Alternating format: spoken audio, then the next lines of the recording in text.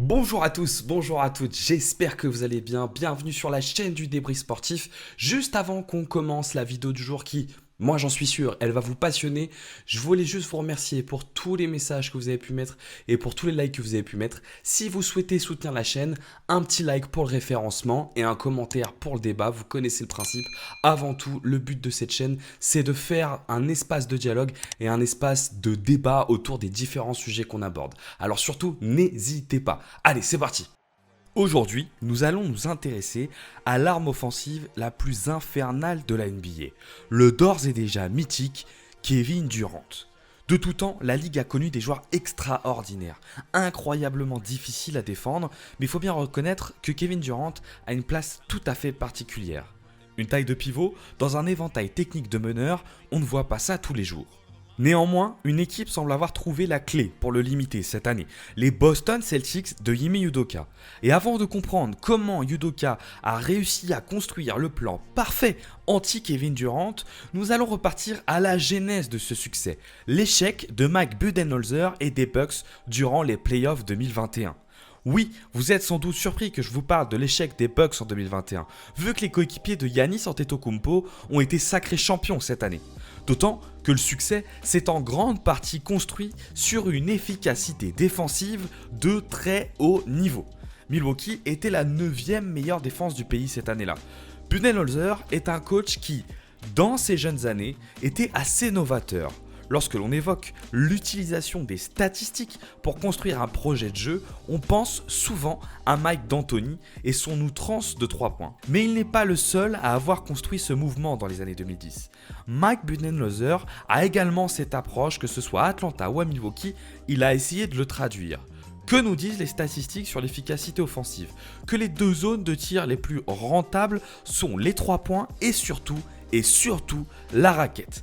Le plan de jeu défensif de Mike Budenholzer est avant tout de maîtriser ces deux zones-là. Pour ce faire, premier élément, la mise en place d'un 5 majeur sans carence défensive autour de Jrue Holiday, Chris Middleton, PJ Tucker, Giannis Antetokounmpo et Brook Lopez. Autour de ces 5 joueurs, Milwaukee s'assure une assise défensive qui permet de tenir les duels face aux ailiers les plus percutants de la ligue, de telle sorte qu'il ne soit pas nécessaire de trop aider en dehors de la raquette. En revanche, autour de Giannis et de Lopez, les Bucks avaient une doublette intérieure extrêmement forte sur la dissuasion.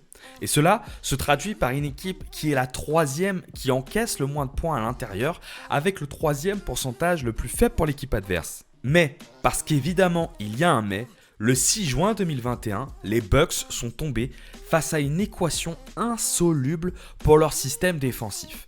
Kevin Durant et sa maîtrise du mi-distance en 1 contre 1. Dans un basket qui a fait disparaître le mid-distance des radars, Kevin Durant en a fait son terrain de jeu secret. En 2020-2021, il tournait à près de 50% de réussite sur ce tir-là.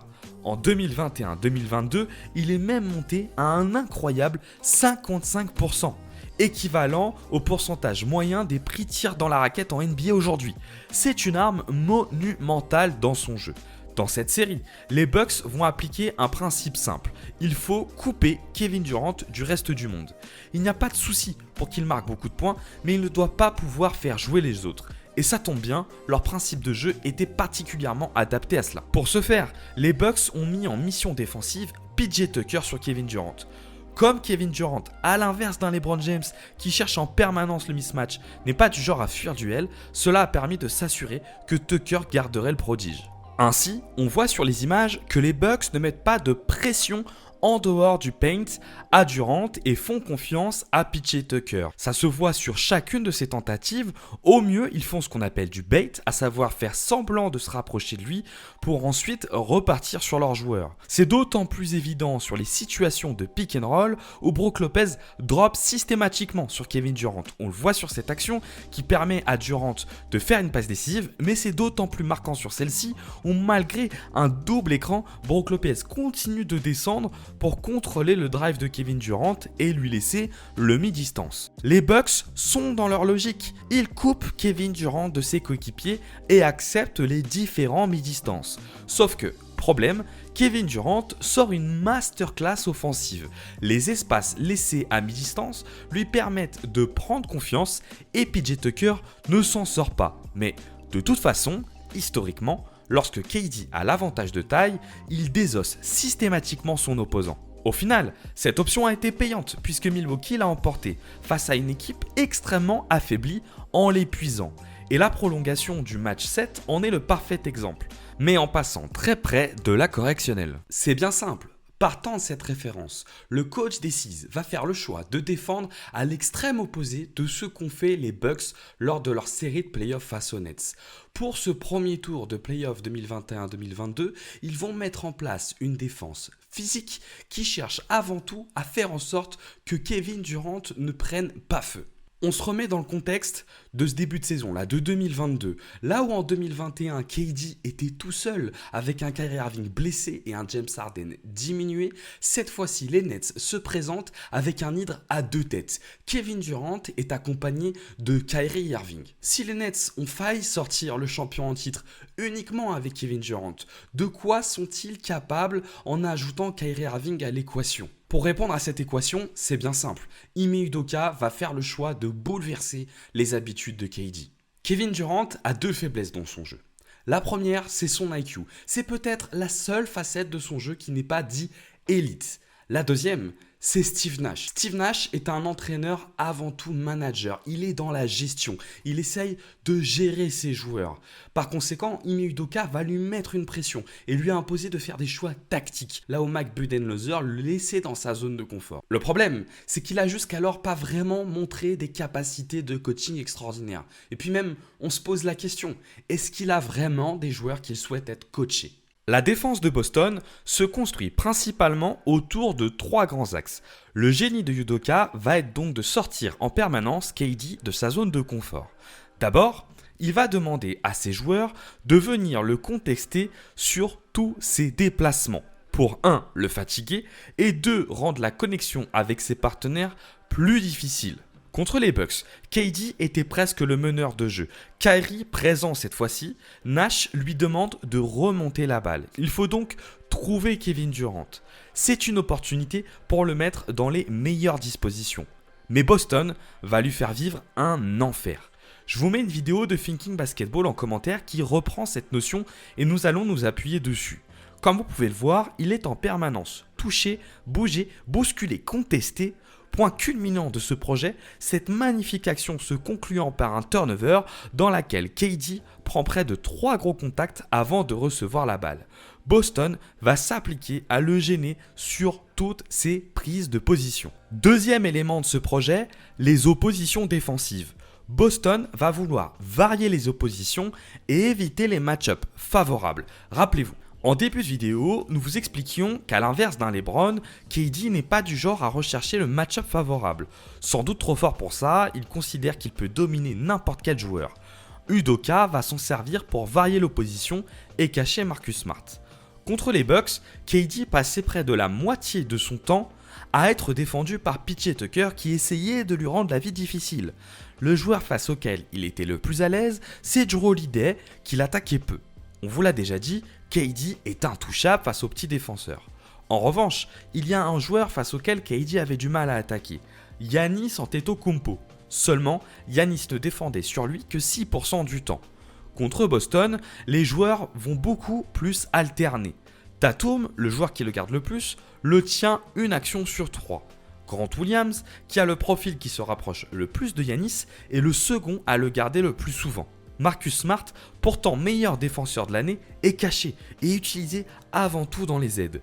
Dommage, Nash ne met pas en place un système permettant de trouver ce match-up favorable, car KD score 60% de ses tentatives face à lui, comme face à Jrue Holiday.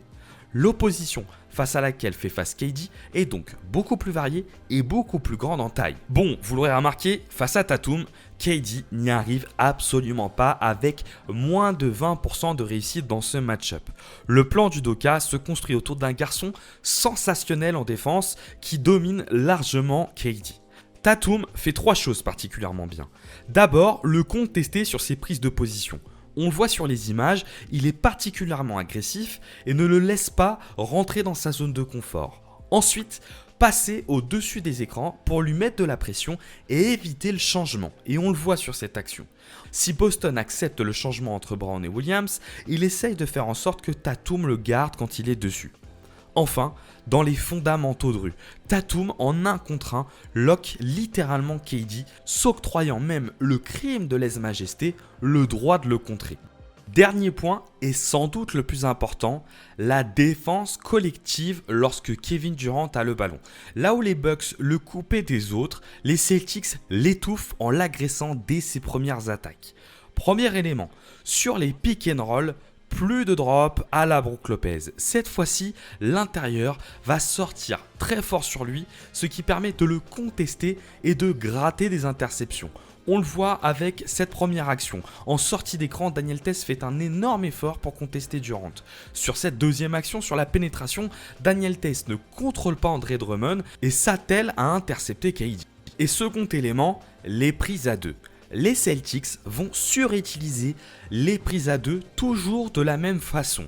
On l'emmène vers le milieu après son premier dribble pour pouvoir venir en aide et permettre de faire une prise à 2 qui le sort de sa zone de confort. On le voit précisément sur cette action. Kevin Durant va crosser Tatum et immédiatement Jaylen Brown va se jeter sur lui. Deuxième action, Kevin Durant va aller s'enfermer dans le corner après avoir récupéré le ballon sur un bas à main et Al Horford va le doubler immédiatement. Au final, grâce à ces 3 principes, contester loin du ballon, varier les défenseurs et le doubler, Boston va sweeper les Nets. Un coup de balai monumental pour une série que beaucoup voyaient les hommes de Nash gagner. Les pourcentages de KD sont en chute libre pendant que les balles perdues montent en flèche. Voici 2 façons complètement différentes d'aborder une superstar et de la défendre, avec un matériel défensif de niveau comparable mais des préceptes différents.